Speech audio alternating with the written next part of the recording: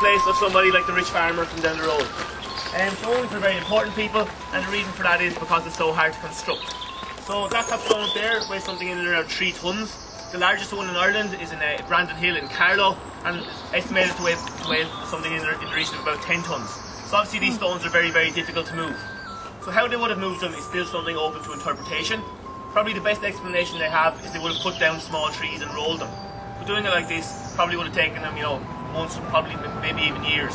They actually did an experiment in England a couple of years ago, where they tried to move one of these large stones just 1 mile, and they did it in the summer, so when the ground was hard. Had engineers and that sort of thing working on it, but they actually didn't complete the task. They abandoned it and decided that it's just too hard to do, and they probably weren't moving them in that way. But it doesn't really leave us with any better explanation.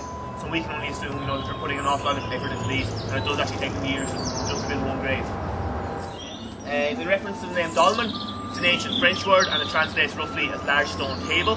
It's obviously what it looks like. And they're not that common in Ireland. We only have 162, so they're much more common in places like France and in Spain. So the final thing about them then is how they would have got the large capstone on top. Again, also that's something open to interpretation as well.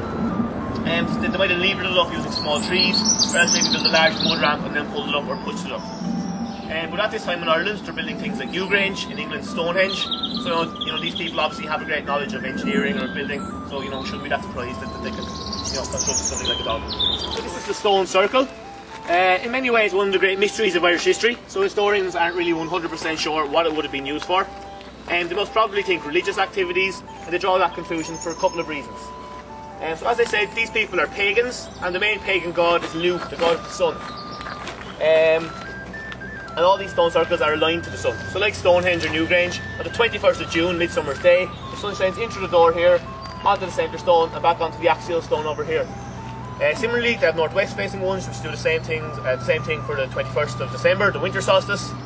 And there's 234 of these built in Ireland at a time obviously when there's not too much in the way of science or technology. So it shows that these people would have had an awful lot of respect for the sun god, probably just spending an awful lot of time looking at the sun to be able to gauge its movement so closely.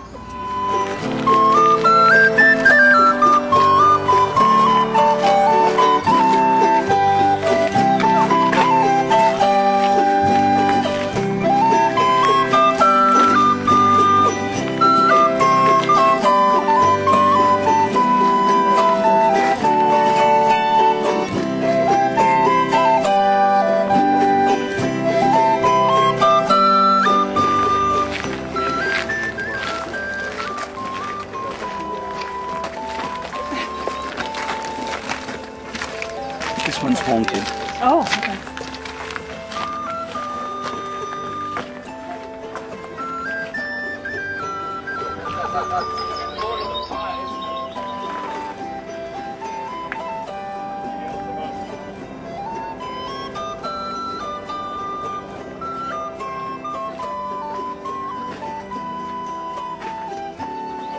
I'm told this one's haunted.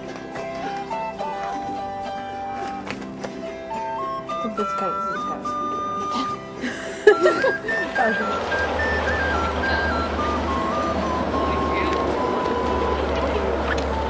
He's a psychology major on his spring break.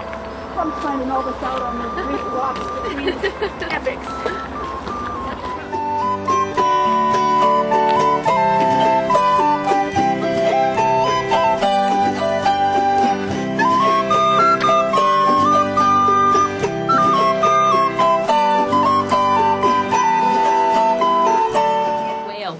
Everyone in the doghouse. Come in, we're taking a picture. Okay, very ultra dramatic and wailing. I'm so bad. No. This is at work. We know this is at work. I was smiling. Okay. Which are we doing? Oh, can you get yourself in here? I was wailing, but Is there wailing? There's no one back there. We're all wailing. We're wailing. On 3. 1, 2, 3. I'm coming into warmth.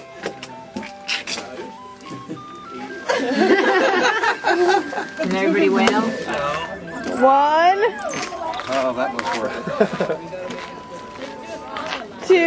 When they mess up on the honors program, 3. there's no proverbially 4, 5, 6, 7, 8, 9, Yesterday, 10, I wasn't told once I was in the doghouse. 11, 12, You never told 13. So all you have to do is place the crops inside the little hut here, like the fire down here beside the hole, in a position where the prevailing wind got the heat from the fire, blew it up where it would gently dry the crops. So it didn't cook them and it didn't burn them, so that's why it was a good invention. Because of the amount of stone and grit in their food, you know, they've got very bad teeth. So another reason for them to go up to the monastery. They usually just kind of add in this part, you know, in case anyone here doesn't like going to the dentist, just to kind of put it in perspective. What they used to do back then, your kind of 3-step plan. First step was confess your sins. Usually didn't have a great effect. Second step then was they would give you a mouthwash which contained vinegar, honey, wine, wild garlic. Also didn't do very much for your sore tooth. And then their third step was they would pack the affected tooth with bird dung that would just rot it out and take away the pain. So, you know, pretty primitive dentistry. Head on to the Are we supposed to go up there? Are we supposed to sit in it? Yeah. Let me just ask you twice.